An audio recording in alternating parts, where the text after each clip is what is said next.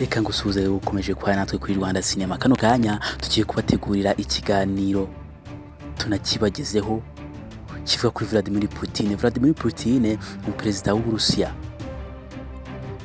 Putin ubu ngubu uri kotsa igitutu ku banya-Ukraine, inzirakarengane nyinshi zirimo kuhatikirira ubuzima bwazo buri mu kangaratete. Vladimir Putin afite imyaka irenga 20 ayoboye igihugu cy'Uburusiya kiri mu bikomeye ku isi ndetse kinatinyitse. Muri iyi myaka uyu mugabo utinyitse ni byinshi yanyuzemo akina politike zitandukanye zo mu karere ndetse n'imanza za hato na hato. Bill Clinton yari perezida wa Amerika ubwo Putin yabaga umukuru w'igihugu ku nshuro ya mbere tariki 31 Ukuboza 1999. Kuva icyo gihe hamaze kujya abandi bakuru b'ibihugu batatu gusa mu Burusiya yaracyari umwe, Putin. Abanyarwanda benshi nawe urimo wenda bamuzi nk'umuntu utavugirwamo, umunyembaraga wabaye umusirikare ukomeye n'ibindi nk'ibyo. Vladimir Vladimirovich Putin yavutse kwa 7 Ukwakira 1952. Putin yamenyekanye ari mu gisirikare cy'Abarusiya cyane mu biro bishinzwe ubutasi KGB, aho yari intasi ikomeye cyane mu gihugu cy'Uburusiya. Uyu mugabo usanzwe ari mu bakomeye mu mikino njyarugamba, arindwa n'abasore w'intarumikwa ku buryo kumwegera biba ari ibintu bidakunze kubaho. Gusa ariko hari abanyarwanda bagize amahirwe yo gusuzanya na Putin batinya ndetse budakunze guseka. Uyu mugabo azi indimi nyinshi ariko yivugira Ikirusiya gusa, yewe yagiye mu nama zikomeye nabwo avuga Ikirusiya.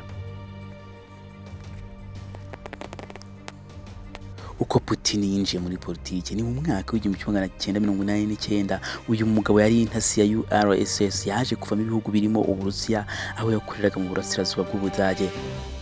Leta zunze ubumwe za Soviete ubwo yasenyukaga zikabyara ibihugu 15, Uburusiya bwatakaje ubutaka busaga kilometero 3,000,000.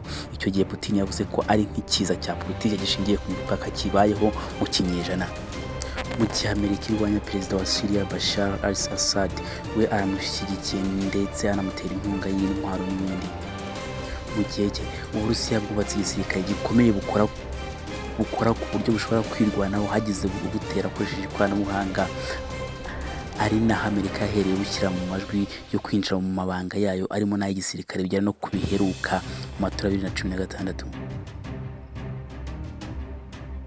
Uburusiya bwari mu muryango wa G8 wabarizwagamo ibihugu 8 bikomeye ku isi, ariko bwaje gukurwamo guhabaga intambara muri Ukraine bushaka kwigarura agace ka Crimea. Uyu mugabo ni umwe mu babiri ku isi bangamira inyungu za Amerika. Muri rusange niwe n'Ubushinwa gusa igihugu cyo muri Aziya si umuntu bangamira Amerika, ahubwo ni uburyo imiyoborere yabwo yubatse. N'undi waza byakomeza bityo. Uwari ambasaderi w'u Rwanda mu Burusiya ari mu bahuye na Putin. Uwari ambasaderi Jean D'Arc Mujawamariya ni umwe mu bantu baganiriye na Putin inshuro zirenga imwe, ahamusobanura nk'umugabo ufatwa nk'intwari mu gihugu cye.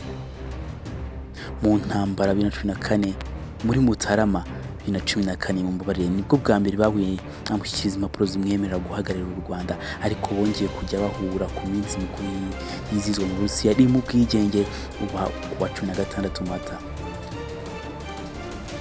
Jean D'Arc yaragize ati, ni umuntu w'umugabo. Njya mbwira Abarusiya nti perezida wanyu ameze nk'uwacu, ntakunda abaturage be, akunda igihugu cye, nabo bakambwira ngo oya, ni perezida wanyu umeze nk'uwacu. Ese kuko uyu Putin uri kurasa ibitwaro bya kirimbuzi ku gihugu cya Ukraine? Aya magambo yavuzwe na ambasaderi w'u Rwanda mu Rusiya icyo gihe.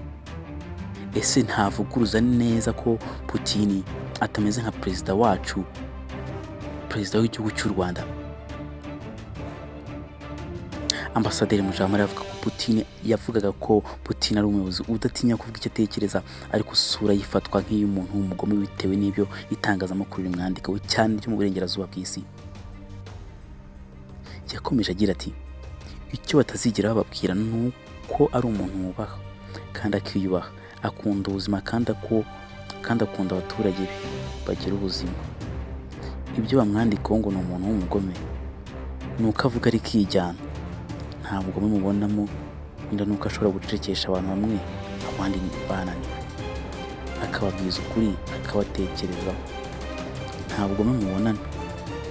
Ku ngingo yo kwivanga mu matora ya Amerika hagamijwe ko Donald Trump atsinda Hillary Clinton, Dr. Mujamara yavuze ko ari ibintu byongereye igitinyiro n'igikundiro Putin. Perezida Putin ni umwe mu bakuru b'ibihugu barindwa cyane ku isi. Perezida w'Uburusiya Vladimir Putin ni umwe mu bakuru b'ibihugu barinzwe cyane ku isi, uretse kuba ayoboye kimwe mu bihugu bikomeye mu bya gisirikare. Igihugu cye ni kimwe mu bizonga ibyemezo bya Loni mu kanama k'umutekano kubera ko ahanini kitavuga rumwe na byinshi mu Burayi na Amerika.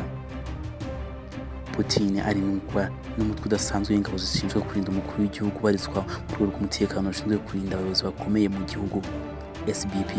Ni umutwe ukorera mu bwihisho kuko amakuru yawo agaragara hake cyane nabwo adahagije. Uyu mutwe uzwiho kuba ugibwamo n'abasore n'inkumi batoranyijwe bagaragayeho gukunda igihugu kurusha abandi, kandi bakaba bateguye kugikorera. Kwinjira mu mutwe w'inda Perezida Putin ni amahirwe adasanzwe kuko hari byinshi bigenderwaho. Iyo ubuzemo na kimwe nta kabuza usubizwa inyuma. Putin yubaha bikomeye abamurinda ndetse ngo bose basuhuza bavuga mu mazina, ntacyo ashobora gukora batakimutegetse, nk'ikimenyetso cyo kubaha kuko nawe yigeze kuba mu rwego rw'umutekano w'abayobozi bakuru mu Burusiya mu myaka y'1990 ruzwi nka KGB. Putin azwi nka Pradov mu gisirikare, agenda aherekejwe na moto 6 zigenda imbere y'imodoka ye, 4 zigenda zikikije imodoka ye ndetse n'izindi 2 inyuma. Aba kandi aherekejwe n'izindi modoka ziri hagati ya 5 na 7.